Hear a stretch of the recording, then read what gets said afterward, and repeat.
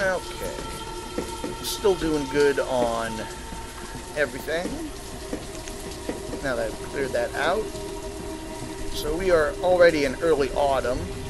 And okay, so we've reached the threshold of 200 logs, so my wood chopper's gone back to the labor pool to do other stuff. But yeah, so we are in autumn now. And for our first year, I think we've done pretty well. We've got a gatherer's hut, going to have a herbalist. And the next thing we are going to build after the herbalist, but I think I will, actually, before I build, I'm going to make sure I have enough guys there. That leaves me with one general laborer, and actually let's go 2 laborers, 2 builders, 1 woodcutter, 2 herbalists.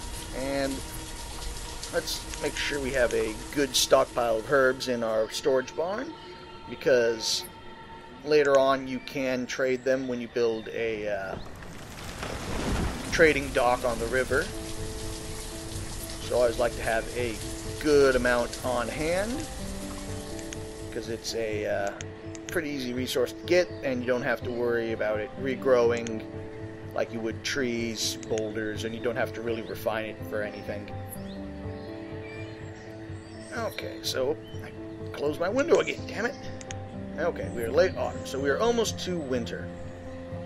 Have a good stockpile of firewood for the next year, and we have almost 1,000 in food. So we are doing good, and as you can see, I've gained a couple more villagers. That baby that was born at the start of the year is now 3 for some reason, so I'm pretty sure he's a mutant. And the rest are doing good. Now, when you get, what I'm thinking here. When a villager reaches, I think it's 10 years old at this point, they are old enough to move out, and they will go to your, again, when they reach 10, they will go to your general labor pool, unless there's a job opening in one of your industries. But that usually, you don't have to worry about that until you get maybe about 20 years or so into, maybe not maybe 20, 9 to 10 years into your village life, because that's when you'll find that your original settlers start dying off due to old age. But for right now, we are doing good. And once again, I close my window. Need to stop doing that. So we got our herbalist up, we got that up.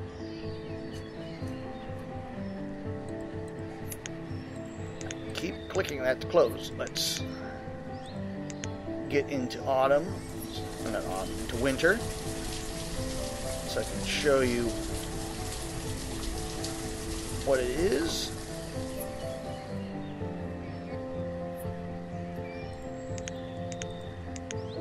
Now, of course, you can build other stuff. I would probably, at this point, I don't have the population to do a blacksmith, but I might make a small farm here in the middle of my village, just for right now. So what do I have? I can build a cabbage or a pumpkin. Now this won't start till next spring, but let's build a pumpkin, and I'm going to assign one person to do that.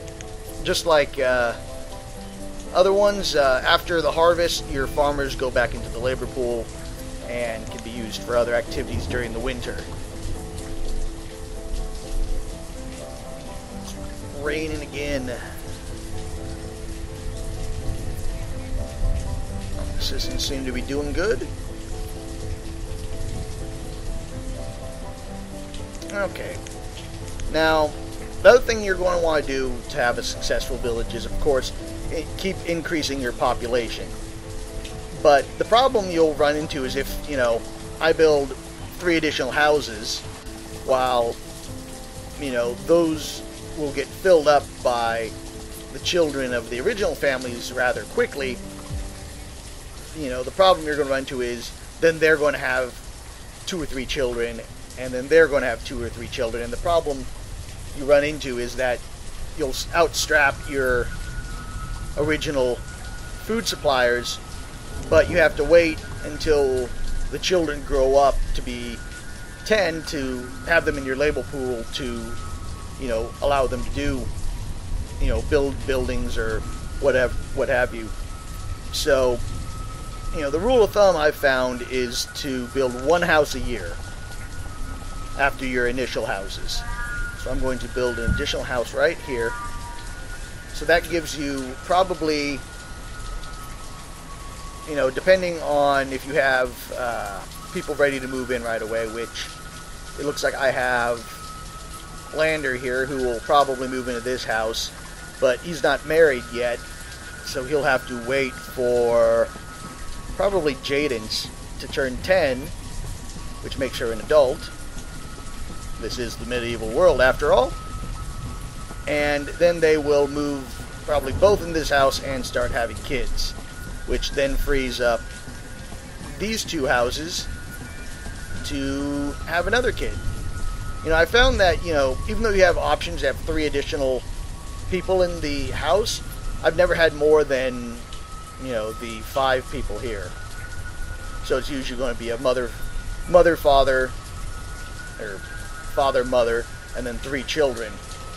So, you know, you'll find that by building 1 house a year, you increase your population, but not at a excessive rate, and you don't have to worry about a boom and bust cycle in the birth rate. So you have kind of a staggered, you know, growth of your population that way. So when some of your older citizens start dying off, you don't have to worry about losing all your workers and having none available to replace them. Because if that happens, then your village will more than likely die or, you know, fade away, just because the children will starve before they're able to reach working age because all your workers died off. And vice versa. You know, if you have a bunch of people dying off and then a couple people reaching age, you're going to have a, you know, baby boom cycle. And again, they're going to eat up all your resources but not give you any labor in return. Kind of like real kids do. So let's get this house built. Okay. Actually, we're good there, so I'm sure someone will move into that real quick. See some deer over here, so it might be worth our while to actually build a hunting post as well.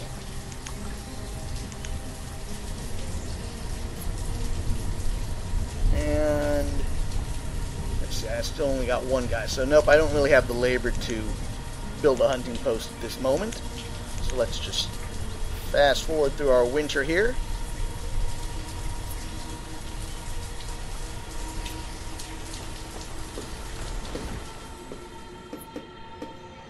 Okay, so as you can see, we're still chopping firewood, but we went down by a little bit because we replenished our stock for every house that used it during the winter.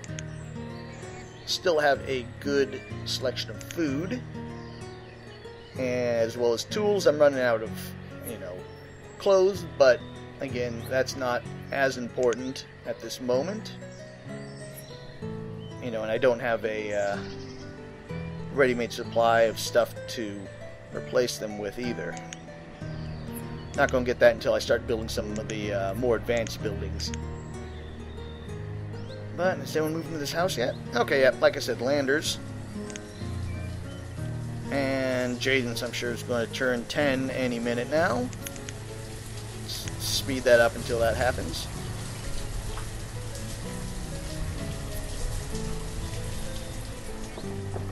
That's the other thing I also like about this game, is that for the most part will manage itself after you've set stuff up. And so, you know, you can play this kind of casually while you're watching TV or doing a movie. Not doing a movie. Watching a movie or doing something else. You don't have to micromanage it like some, sim games. Okay, Jaden's is a builder, and she's going to probably move out. Nope, she's not, because Celinda beat her to it, and she married Landers. So they will probably start having kids anytime soon. And that opens up this house here to have another kid. Let's see how our supplies are doing. They're doing alright, and starting to plant pumpkins here. Actually, now that I got some more labor available to me, I'm going to max out that field.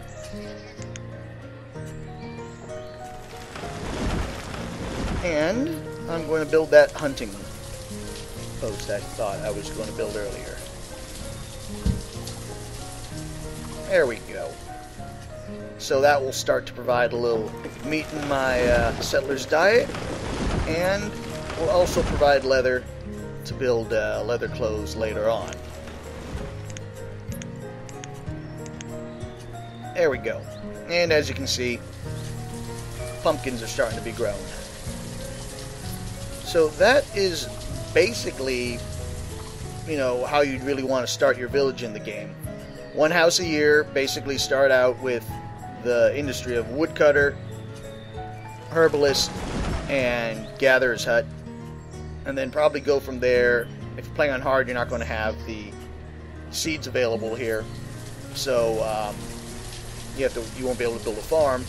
But only other thing we haven't built, which I'm going to build as well, even though I don't think I have anyone available to work at it yet, is the blacksmith shop.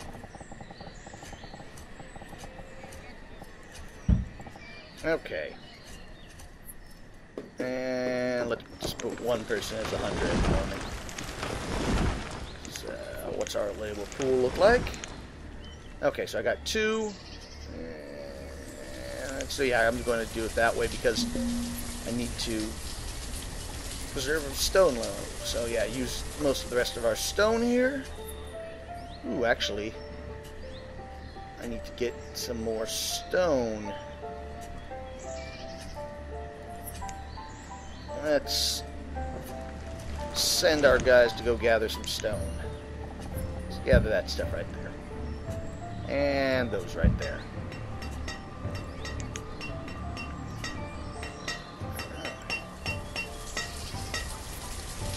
Got that going, so they'll gather the rest of the stones that I need for this building. Yes, I know the reserve stones are low because I'm using them. Got my pumpkins growing. Got almost, 1.5 thousand food. So I am set for this year. So once I get the blacksmith shop up, I can build another house. Yep, see, look, they already had a child. They haven't had another child yet. They just had a child, and I have 2 more laborers available. So let's get our blacksmith going. So he'll start to make tools, which will replace the ones we start out with that slowly degrade. Now you can still do work without iron tools, but you do it a lot slower. Okay, so got our pumpkin patch being harvested, and we've got about, I'm probably going to say maybe 500 so pumpkins to add to our food. Yeah, that was close, huh? 485. And what's our gatherer hut doing? Gatherer hut did good last year, doing alright this year. And got a little meat as well. So we are rocking the starter village here. And let's get that house for this year in as well. Now I'm running a little low on wood, so I should also send my guys chop some trees.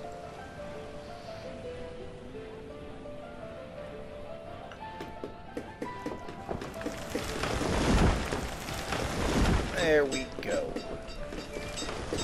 Now, last thing you're probably going to need for your starter village, and I'm not going to build it here, is you are going to want to build a forester. And the reason why you want to build a forester is that this will create a nearby renewable forest that you can then gather material from instead of just clear-cutting everything around you. Now, if you've clear-cut everything around you before you built a forestry or a forester station, it does take about 2 or 3 years for the forests to be replanted and grow to the point where you can chop them down again. So you do have to take that into consideration. So, got another house up, and we're going to make it through this year as well, it looks like. So yeah, that is the basics of Banished and how to set up a basic village that will get you through the first couple of years. And basically, stick to that formula of building one house a year, and you won't have to worry about, like I said, population booms or busts, or overpopulating your town. And you can basically, grow slower as you go up. And you are going to have to build bigger farms. You might build another food gathering hut. Maybe build a bridge across here and build it over here or over in this forest here, and that will give you some more food. Same thing with the hunting hut. And then you just kind of go from there and build as what you think you need as you need, and see if it works out. And just see how long you can get your village to survive, or if you can make it self-thriving. So, now that we got that there, I'm going to real quickly show you the one I have been working on a little bit. Let's go to Inver here. Yes. Let's have it saved in autosave. Look at what you can build if you take the time. So that's a town hall here, church, marketplace. My village isn't to that point where I need those yet, but I have them set up for when I do. So yeah, this is my little town that I've been working on, Inver. It's in year 9, so I think I'm doing pretty good. Got 2 fields going. Eventually this field is going to go bye-bye, because this is going to be my town square, and I'm going to put the city hall there. Said got the basic same setup. Gathering huts there. Here's the forestry hut here that's providing my forest right here. Hunter hut, gather hut there. I also have a small chestnut orchard right here. One thing also you want to keep in mind with the orchards is they kind of peak and then decline as the years go by. So, I think they, what year is this in? So, I get about 200 chestnuts now. I think the max I got was maybe 260. And so they're eventually going to decline to maybe about 150. And at that point, what you can do is chop down the orchard for wood and then replant it, and so you can continue that cycle over again. Other stuff to be aware of, like with any kind of resource management stuff, be wary of, overlapping circles. It doesn't specifically say that if you overlap them that it's going to hinder each of the things, but it can. Maybe it won't, maybe it will. It is kind of random at that. Same thing with the harvest. So like 2 years ago in this village, this field right here, which usually gets 560, only gathered 300, so it had a poor harvest.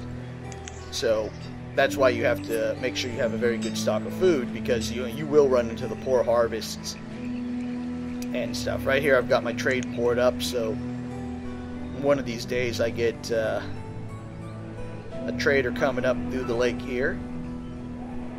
And now, for each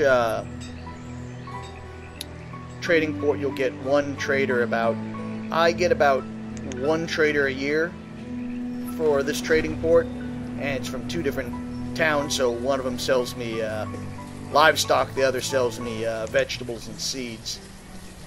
Also, if you see right here, I got a little graveyard for my dead citizens. So far only 1 person has died. And you want to build a graveyard because this will make your guys happy that they can visit their dead relatives when they die. And just last year on this game, I started building a mine, so I have that up and working, so that now I can make tools here. That's the tailor, which will make the hide coats, but tools here so that I can make. I built the mine so I can have iron to make tools, so I have a surplus in the, although I don't have them right now, that I have in storage, and I can trade the surplus here to the trader when they come through.